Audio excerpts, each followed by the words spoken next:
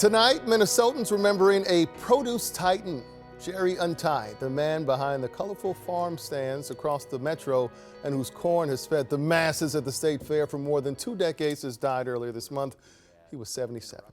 Today, those he worked with in his decades of farming in Minnesota gathering to remember him and his impact. Here's Ian Russell. Amongst the corn, Things don't quit growing because it's Saturday and Sunday. grief is rooted deep. Things don't quit growing because Jerry's not here. Hard work grew these fields in Montrose.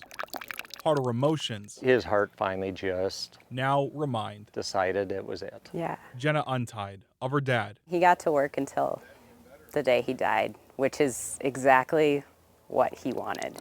Decades ago, Jerry Untiedt and his wife Sue bought their first piece of land in Waverly. His family and the community have always been at the center of it. 40 acres and a horse grew into a massive enterprise. Business led to friendship. Last year was the biggest fair we've ever had, and he still kept us in corn. Friendship led to family. It's empty.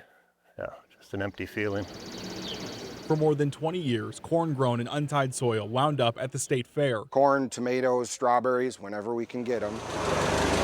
Even more produce found its way to grocery stores across the Twin Cities. It's very difficult. But that was never what Kowalski's Maxwell Mattis admired. I have 4 young kids, and they had a very deep connection with him. And he's the kind of guy that you'd ask for the shirt off his back, and he'd give you his entire wardrobe. A grief buried deep in Montrose soil. You never think it's going to be time.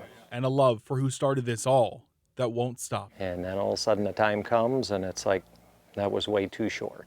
In Montrose, Ian Russell, KARE 11 News. Huge loss. Yeah, that was one of my must-haves, or it still is, at the state fair, that corn roast. You say it's not terribly far from where we set up No, at it's the not too state fair. far. Nothing's too far at the fair.